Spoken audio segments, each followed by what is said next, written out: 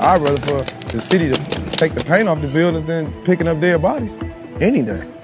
We already the murder capital. If we can paintball with each other and don't kill each other, what you rather have? Paintballs up, guns down. It's basically just doing something positive to keep away from the negative, you know? Main thing is we do this shit to have fun, man. To stop all the bullshit going around in our city. Actress got extremely candid on the latest episode of her hit Facebook Watch series, Red Table Talk, where she revealed her addiction to sex. My sort of addictions jump. They jump around. When I was young, I definitely think I had a sex addiction of some kind. Yes, that everything could be fixed by sex. Yes. You know what I'm saying? It's the behavior. It's the behavior that's attached to it. Because if you want to have a lot of sex, that's great, but why are you having all that sex? That's what you gotta look at, you know?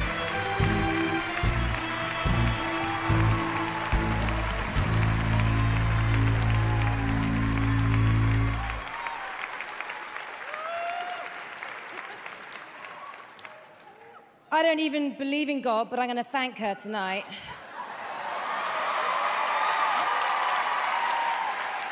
I am so blessed. I am so blessed. Without this, I am even so fucking blessed. To work with the people that I have gotten to work with, the cast and crew of I can't believe I'm here. The cast and crew of Westworld. I love you all so much. Lisa Joy, Jonah Nolan, home box office, J.J. Abrams, our guardian angels. My God, I've got 5 seconds. My family, my daughter Ripley turns 18 today, and I get to guide you and love you and protect you, which is my North Star. I love you so much, baby. Thank you, thank you. We don't need a Messiah. All we need are decent, honest, hard-working people who are accountable and who have America's best interests at heart.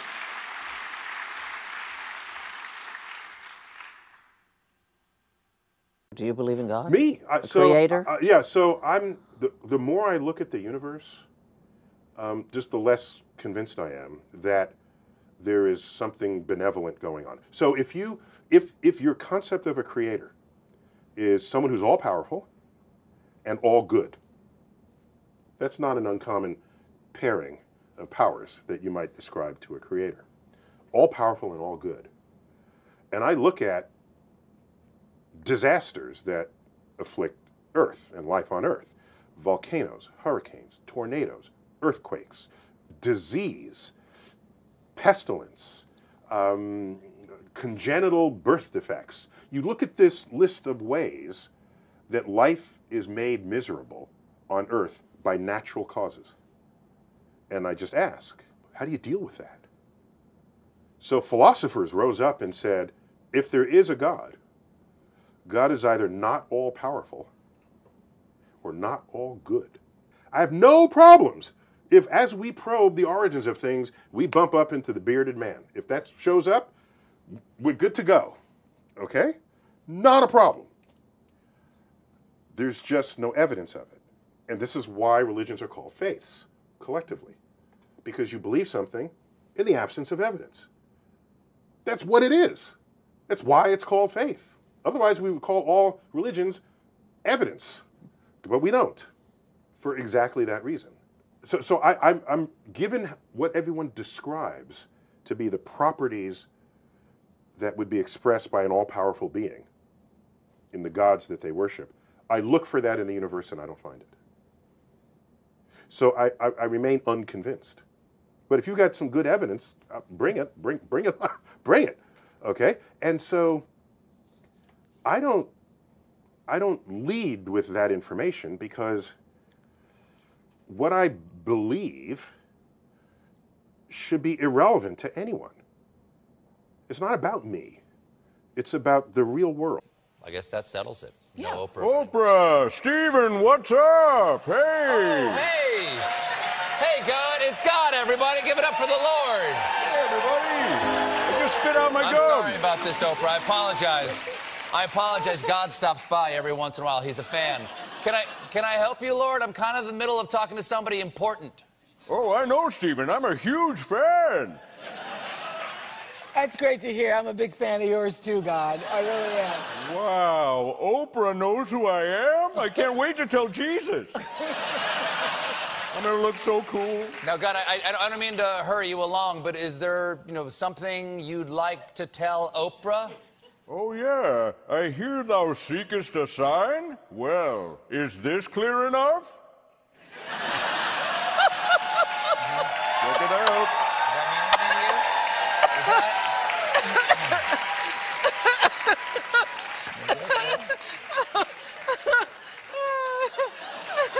Take your time. I've been here for eternity. All I can say, God, is that run is now a part of my exercise routine. I can tell you that. Well, how do I make this clearer, Oprah? Oh, I know. Oprah Winfrey 2020. Yes, she can. Well, there it is. You asked for it. There it is, Oprah. A big endorsement. Okay. Lord, let me just say this to you. It's not something I've ever seen myself doing. It's not the kind of job that you can have without fully devoting yourself to it 100%. Not really. Have you seen this White House? Come on. He's got a point. He's got a point. Come on, Oprah. I had all this merch printed up. I put it up on my wife's credit card. She's gonna kill me. God, take it from me, Oprah. It's gonna be okay. Everything's gonna be okay, and I'm sure you're gonna find someone that you are just inspired by in 2020. Thanks, Oprah. Look, before I let you go, any chance you could get the Bible into your book club? I'm working on that. God, everybody. How you doing, brother? How you doing? What's your name? Calvin. Good to meet you, brother. Yeah, I've been watching you for a few years now, yeah, and I've always wondered what it would be like outside of Christian religion. I always wanted to get a different perspective. Well, one thing about the Nation of Islam, man, the Honorable Elijah Muhammad said it is our nature. So when you look at the word Muslim, it simply means one who submits their will to the will of God. Now, he actually said to bring about the unity because it's also a universal message that every good Muslim is a Christian, vice versa. Because a Christian is one who is crystallized in oneness with God, following Jesus Christ, and the Muslim is one who submits his will to the will of God. Now, when you look into the scripture, it said, Jesus said, not my will be done, but thy will be done. So it's really one and the same, but we break it down to where it's not anything spooky, like God is within, which is the Bible says as well, and that there's no spooky Jesus coming in. You can also look at the word Jesus as just us. We got to save ourselves with the knowledge, wisdom, and understanding that he brought. And on the spiritual level, I don't care what your religion is, we can boil down all religions. Forget about rituals. They've served their purpose. But a ritual is not the truth. It contains the truth. But if you don't know the truth that it contains, you're enslaved by a ritual.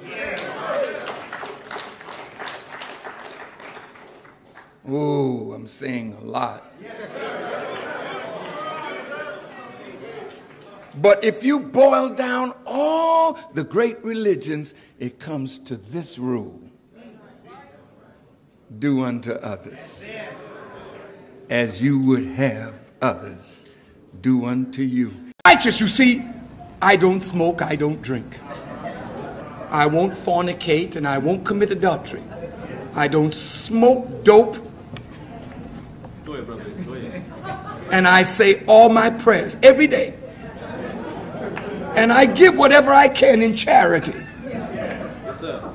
And what else do you do? Well, what do you mean, what else? Is there something else? I don't have no cracker as no master.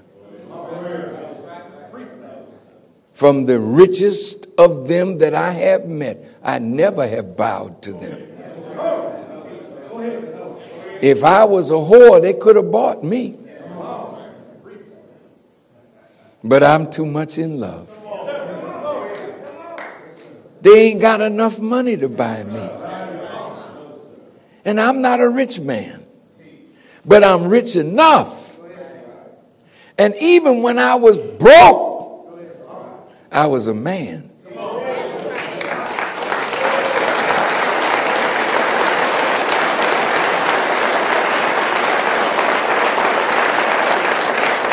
Louis Farrakhan, known for hateful, disgusting, racist remarks like this. Your country has been taken from you by the synagogue of Satan, the satanic Jews. White folks are going down. As I said before, that was 2006, 2014, and 2016. So why aren't 2018? So why aren't Democrats calling out members of their own party who continue to meet with them? Here to debate, Democratic strategist Antoine Seawright and former Democrat, editor-in-chief of campusreform.org, Lawrence Jones. Gentlemen, thank you both for being here. So, Antoine, I want to set this up for you for a second. So you've got, The View, Joy Behar defending him. You've got Barack Obama having met with him. We saw the photo of that. Maxine Waters, Keith Ellison, all normalizing Louis Farrakhan. What would happen if, let's just to use a comparison, Ronna McDaniel, George W. Bush, Sean Hannity, and Jim Jordan had all decided to meet with David Duke? What would the left be saying about that? Why is the left not denouncing Louis Farrakhan full stop? Well, I don't know about using the word normalizing, but what I can tell you personally is that Antoine Seawright rejects any type of racism, hate and bigotry and all those things because my faith teaches me to do that. I don't think these people are normalizing. I don't think these members of Congress, records prove that they are normalizing. Antoine, so I take you at your word. You strike me as a good person who doesn't want to promote any of those ideas. But when you meet with someone, it is generally understood that you're normalizing them. You're saying, hey, this is someone that's acceptable to me, that I want to hear from. And when that continues to happen from leaders of the Democratic Party, what does it say about where they stand? Well, it doesn't say anything. All you have to do is look at their record. I know the members of the Democratic Party that you just named. I know those members specifically. I know them personally. I know they fought to push back on racism, hate, and bigotry that came from the right, like the David Dukes of the world who exist out there in their society. Go for it. Go ahead, Lawrence. Yeah, see, here's the problem. We see this all the time when Donald Trump says something. He's automatically assumed as a racist. But Louis Farrakhan can literally You mean like say, when he says two sides? You know, he can literally say, target the Jews. This is, the Nation of Islam is one that targets women. The Nation of Islam killed their own when they decide to leave the faith. Just ask Malcolm X, which you can't ask because they assassinated him. And so what we're seeing from the left, Pete, is that they really don't care about race. They've used this as a political tool to get votes. But when it comes to calling people out in their own party, they're not really concerned about that. Linda Salsour. We can go on and on and on. We've done reporting on this at the Leadership Institute's Campus Reform, where they have even changed the definition of racism. They said if you're black or a minority, you can't be racist because you don't have power. So it's only white people that can be racist. Lawrence, where was your party, the Republican Party, when Donald Trump said there were two sides? We're talking about Louis Farrakhan today. Yeah, but nice it's apples and apples. Where was your party when the David Dukes of the world was showing up? There was not calls for condemning him. In fact, your party wrapped their arms around this type of racism. So you made your point, Antoine. You made your point. Antoine, you're comparing two sides, Charlottesville, to someone who says Jews are evil and should die, and that white people are a thing of the past. Lawrence, what do you make of that comparison? Well, it's not a comparison, but this is the typical spin. There's been plenty of people in the Republican Party. It's the truth, Lawrence. Let him finish. No, it's not. It's spin. There's been plenty of people in the Republican Party. He brought up David Duke that has condemned David Duke, that don't want him affiliated with this party. And there have been members of the Democratic Party who have condemned Farrakhan. That has tried to hide photos of our former president with Louis Farrakhan. Antoine, the problem is there are prominent. Find me one prominent member of the Republican Party that hasn't condemned David Duke, yet you continually see leaders of the Democratic Party willing to attend events with Louis Farrakhan and stand beside him. Because How is that okay? Well, it's unfortunate, Pete and Lawrence, that I don't know every member of the Republican Party, but I haven't heard loud voices on the choir that were condemning David Duke for his behavior. How many times does President Trump have to do it? Does he have to condemn him 10 times or 12 times? No, you just have to do it. You just have to call them out. And I haven't heard every major member of the Republican Party do so. Maybe you have. I'm not embedded in Republican politics. On the Lord's Day. Every member of the Republican Party has condemned Of course. We've got to leave it right there. This is, Louis Farrakhan will continue to say his racist things, and folks that want to associate themselves with him can continue to if they'd like to.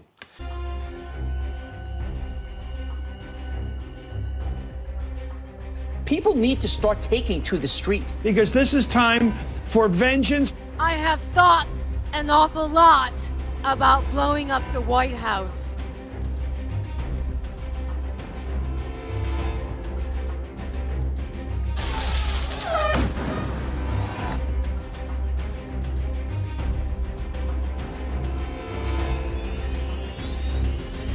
He is clearly trying to ignite a civil war. And you push back on them, and you tell them they're not welcome. I just don't even know why there aren't uprisings all over the country.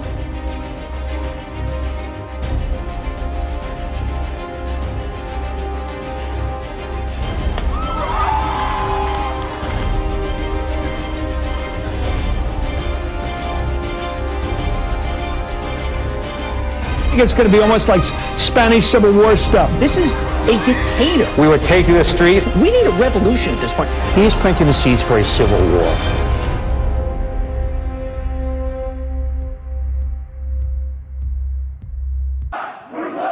Last night's torchlight protest march by the alt-right in Charlottesville, Virginia, has eerie echoes of the past.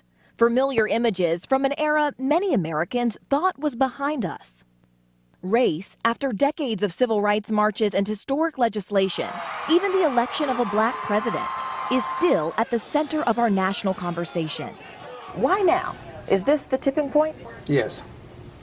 America's entering a unique phase of its history.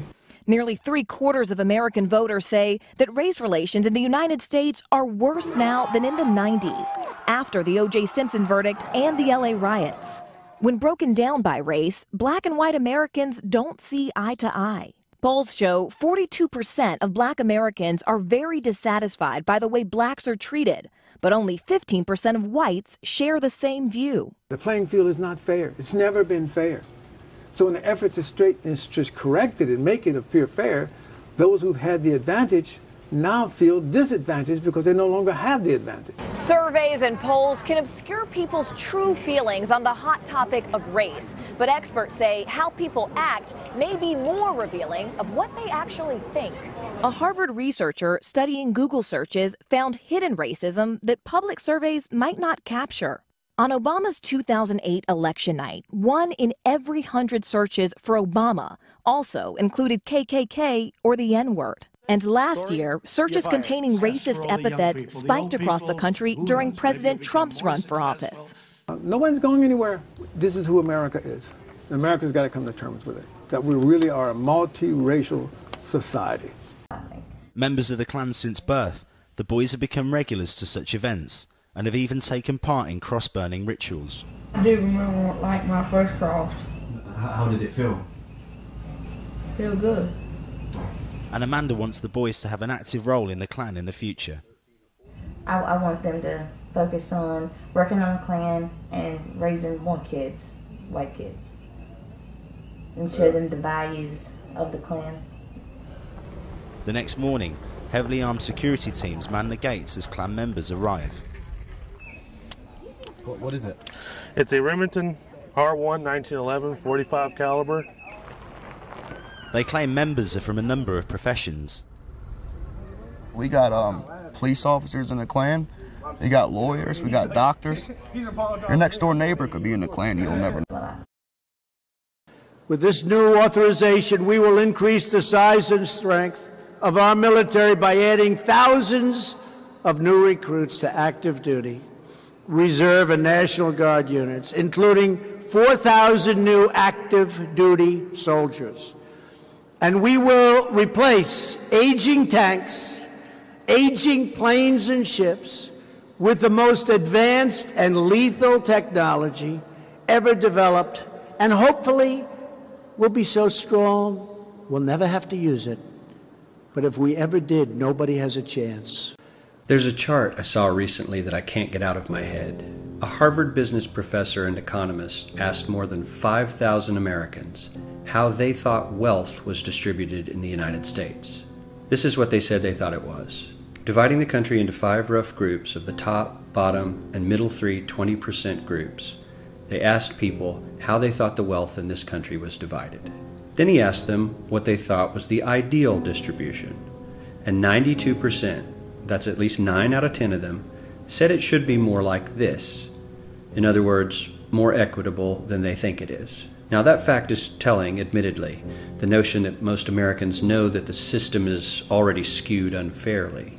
But what's most interesting to me is the reality compared to our perception. The ideal is as far removed from our perception of reality as the actual distribution is from what we think exists in this country. So ignore the ideal for a moment. Here's what we think it is again. And here is the actual distribution. Shockingly skewed. Not only do the bottom 20% and the next 20%, the bottom 40% of Americans barely have any of the wealth. I mean, it's hard to even see them on the chart. But the top 1% has more of the country's wealth than 9 out of 10 Americans believe the entire top 20% should have. Mind-blowing.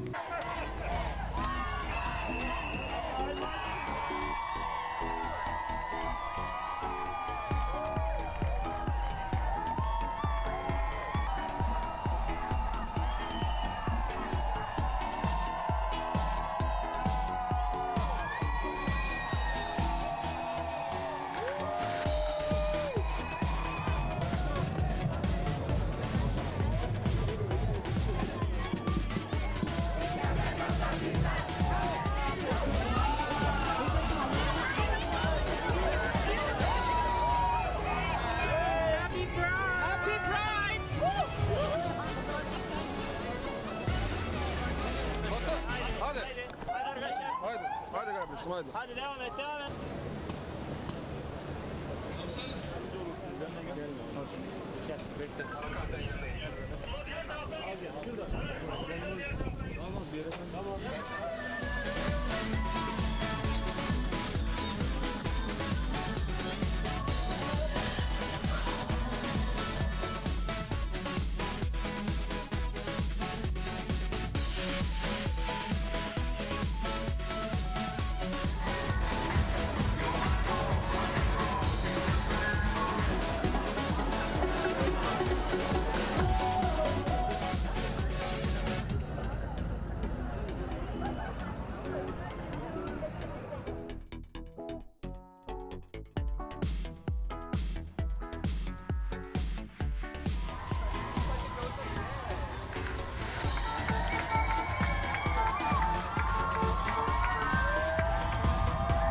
Getting ready for work, a meticulous process that involves shaving, glitter, hairspray, and a wig.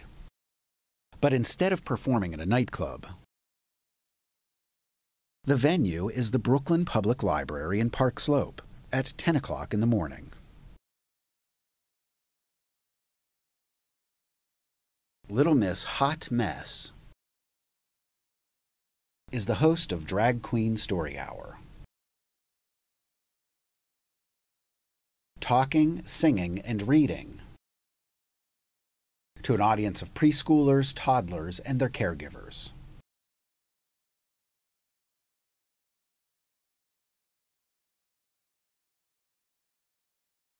The library started scheduling Drag Queen Story Hour last year and is already looking to expand to other locations.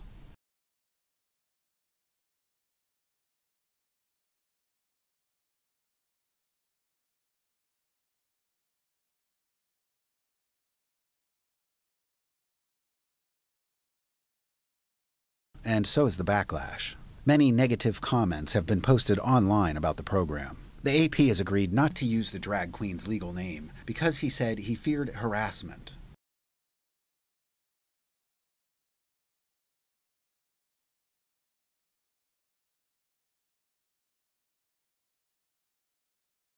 The program, though, is a hit with the participants here.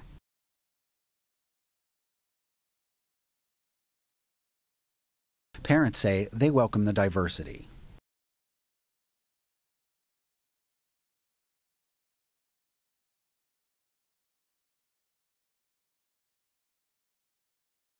A different take on story time.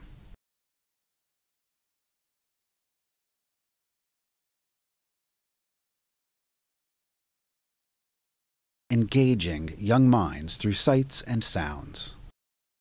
Ted Shaffrey, Associated Press, New York. Yes, we are all sluts. You're a slut. All these dudes behind you are sluts. Your cameraman's a slut. Your PA's a slut. And your mic's a slut. And what made you a slut? Because I own my body. My body is not a political playground. It's not a place for legislation. It's mine and it's my future. And how old are you? Grown. Grown. Grown. And so you sleep around with a lot of men? No, actually I'm a virgin. You're a virgin? Yeah. So you're not a slut? Yes, you can be a slut. Because a slut is not what you made it, Jesse. A slut is what I made it. A boss, getting money, taking the mic, turning life around, taking over Hollywood. So you are still a virgin, but yet you call yourself a slut. It wouldn't matter. I'm saying it doesn't matter if I'm a virgin. It doesn't matter what a woman's sexual history is. A slut is just a word that you and your fellow penises made. A slut. Your mama's a slut. Your grandma's a slut. Everybody. Is your mother a slut? No, but yours is. Your mother's not a slut? No. But you said every woman's a slut. Everybody. Well, why your mother's not a slut? You are a slut. Not my mother in particular is not a slut, but a slut is a word for anybody who's owning their sexuality, turning up, and not letting Jesse twist their answers around. So let me ask, I noticed are you dressed slutty today? No. I'm dressed like a woman. What made you decide to come out looking like this? You look like a slut. What made you do it? You look like a slut. What made you dress? What made you dress like this? No, just answer that question. What made you dress? I dress like this because I can dress whatever I want to. Period. But what made you dress like this? Let me ask you, do you believe? You put on this striped shirt? Let me ask you, do you believe in God? Yes, Jesse. I believe in God. Would God want you to be a slut? God would want me to be whatever I want to be. Would he want you to be a slut? He would want me to be whatever I want to be. How about a slut? Whatever I want to be. And why would he want you to be a slut? He would want me to be whatever I want to be because God believes in choice. And you should know that, Jesse. That's why you're allowed to wear this lame-ass shirt. Would your parents be happy to know that you're a slut? My parents would be happy to know that I'm a free woman on a billboard in Times Square in Soho for every real because we take back the woman form and we ain't lame dudes like Jesse wearing striped shirts. Thank you so much. In June 2015, Pope Francis instituted a tribunal for child abuse cover-up accusations within the Catholic Church. After decades of alleged abuse, some are left wondering why it took the Vatican so long to organize this kind of response. So how widespread is the Catholic Church's sex abuse scandal? The first time we really heard about these abuses was back in the 1980s. More recently, the Vatican revealed that since 2004, it has defrocked more than 800 priests accused of rape or molestation.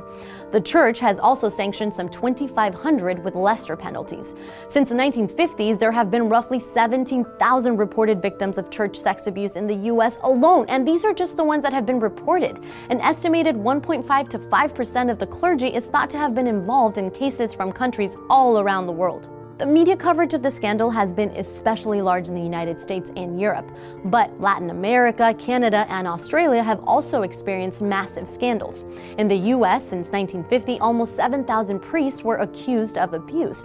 And it's reported that the Catholic Church has spent over $2.5 billion nationally on lawsuits. In Ireland, during the 2000s, the government launched official investigations into the charges.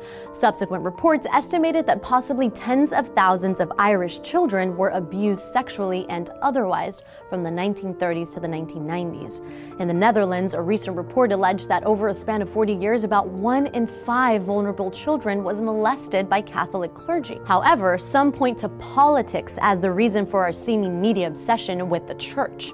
Cynics point out that several studies suggest Catholic priests are no more likely to sexually abuse children than other religious authorities.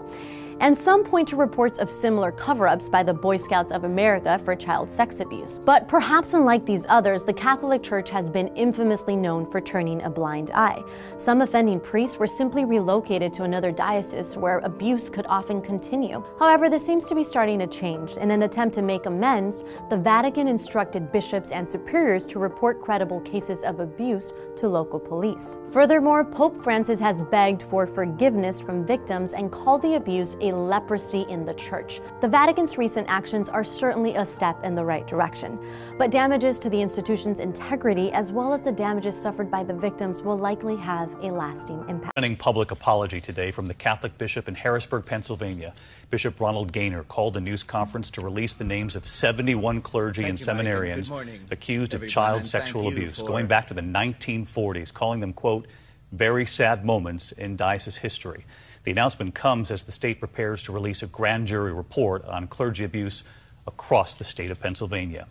79 child predators are off the streets in New Jersey. Within the last hour, Attorney General Christopher Perino announced the massive roundup of predators and child pornography offenders, among them a camp counselor, a youth minister, and several adults who tried to have children transported across state lines for the purposes of sex.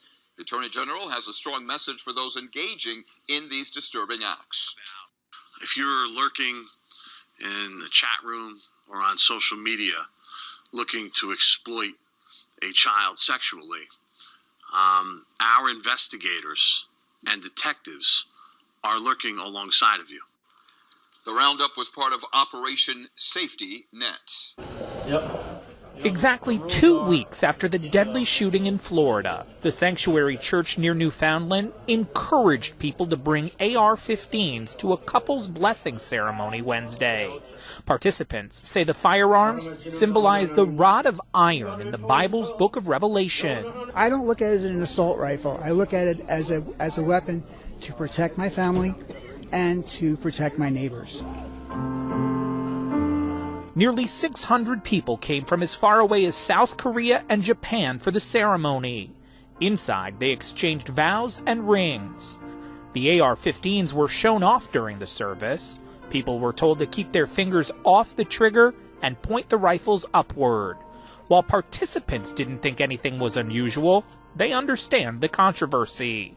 Controversy is something you expect. When you're a Unification Church member, a Mooney, as we're lovingly known, we've grown up with controversy. Outside the service, there was a visible state police presence.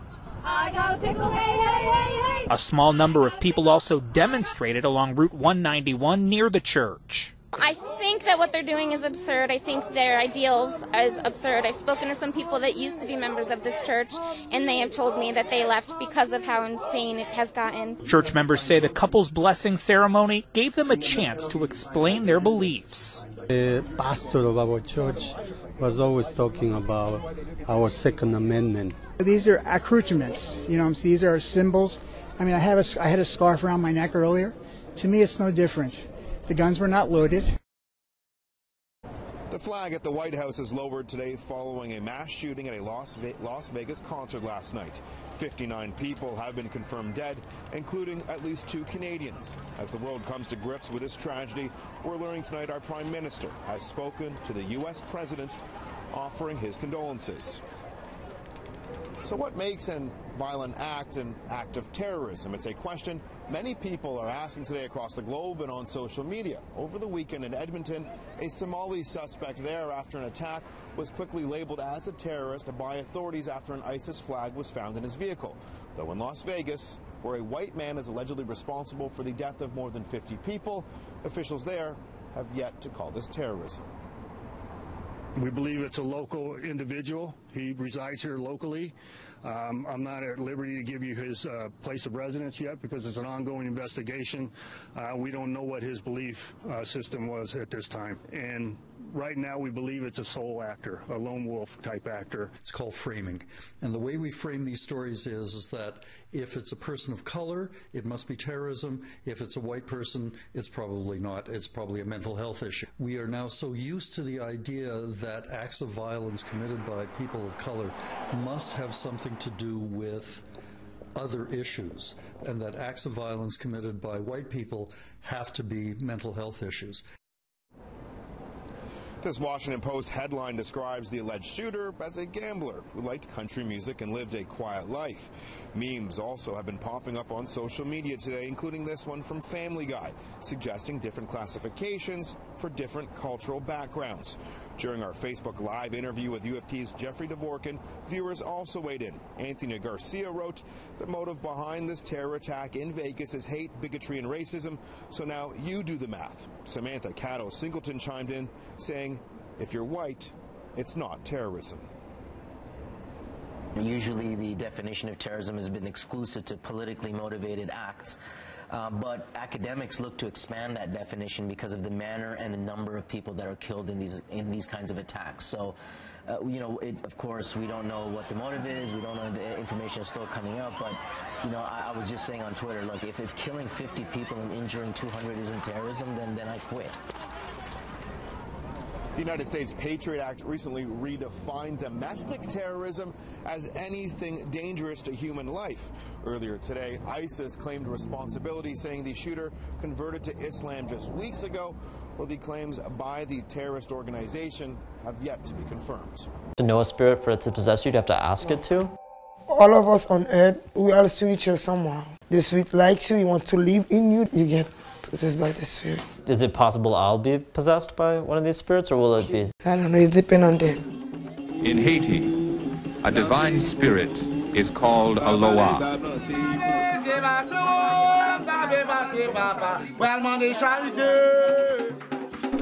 There are 121 Loa in the voodoo universe. Tonight's mass was focused on summoning the Petros, or fire spirits, to possess or mount their people in the room. Then to let them speak through their bodies and offer advice and blessing.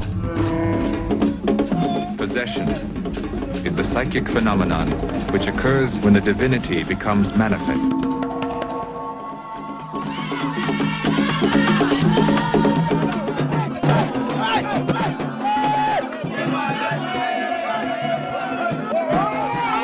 There are many subtle gradations of salutation, and these indicate the relative authority of the persons involved. The first possession of the night was Ogun.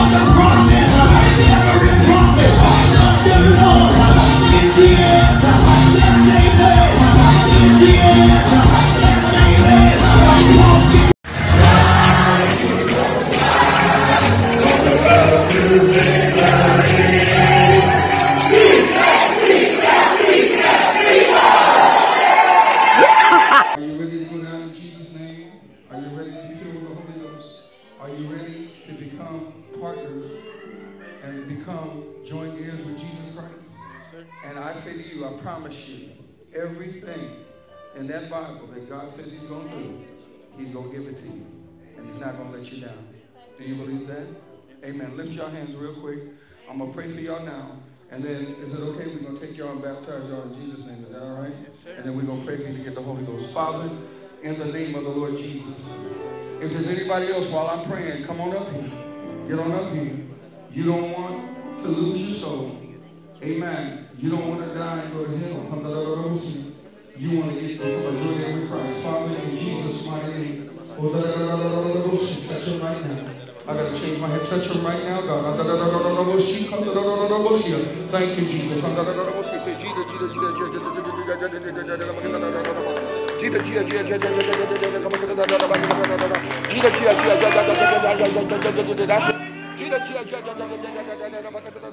That's it. Keep coming. Keep coming. Yeah, Father, just touch him right now. In the mighty name of the Lord Jesus Christ. Stretch your hands out on him right now, God. Oh, God, I bind the devil, God. I commit him to you right now. Father, in the name of the Lord Jesus.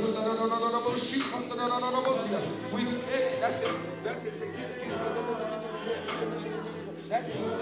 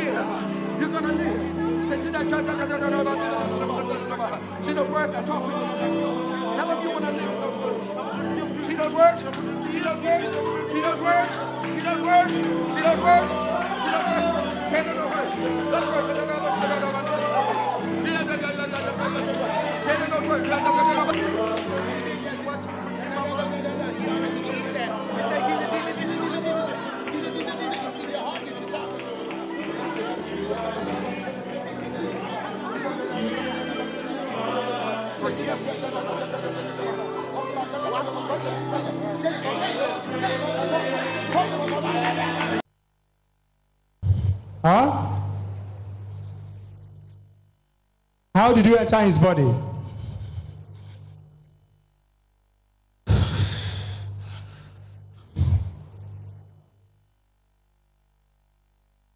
Fire in the name of Jesus Christ. Fire!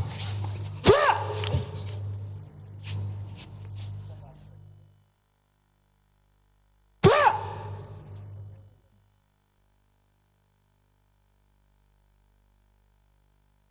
In Jesus' name. Amen. Stand up.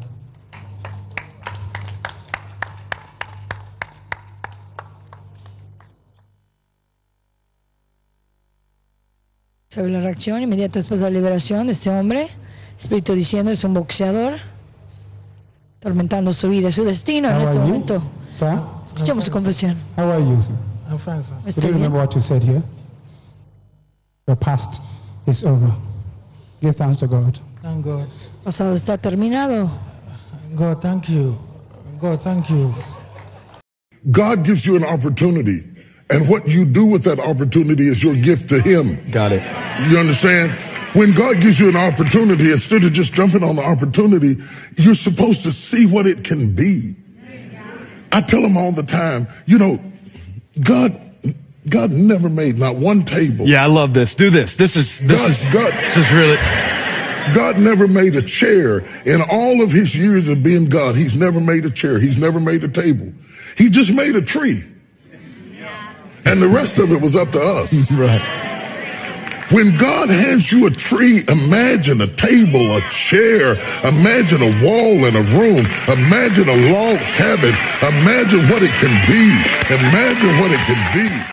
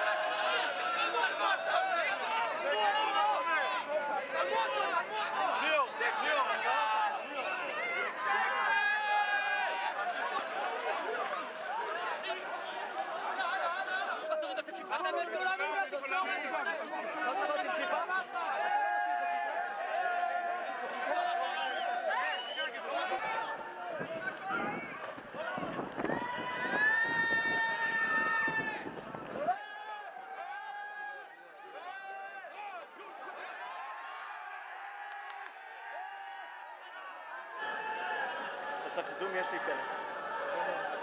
אני רוצה שוט של הסוסים פה.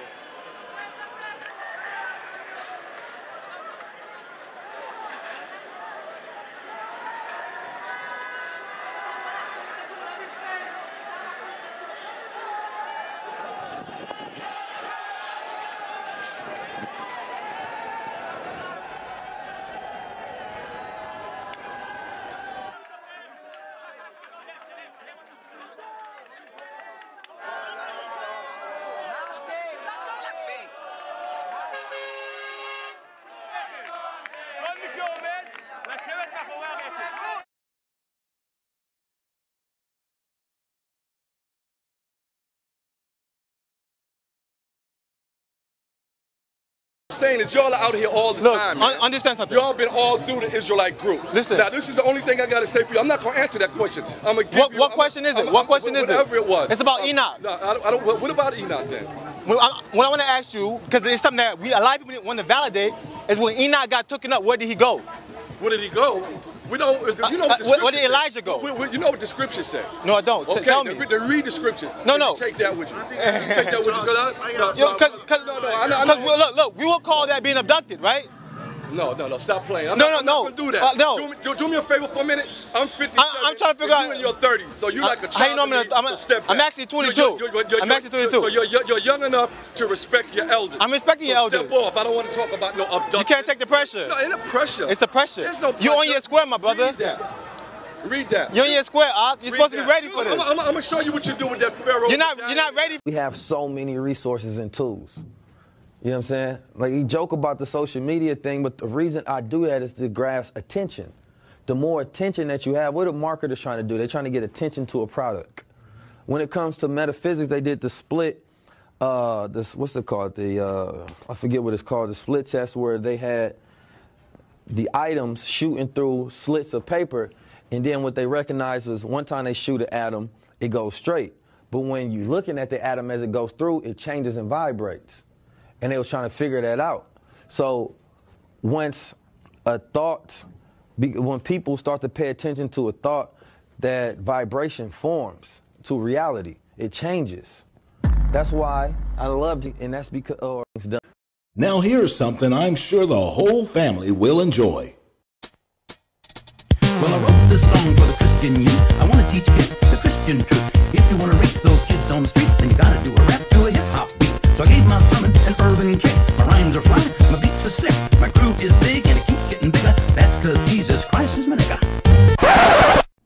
You know, I'm not even back inside the house yet, and I'm doing a shut the fuck up right now, okay?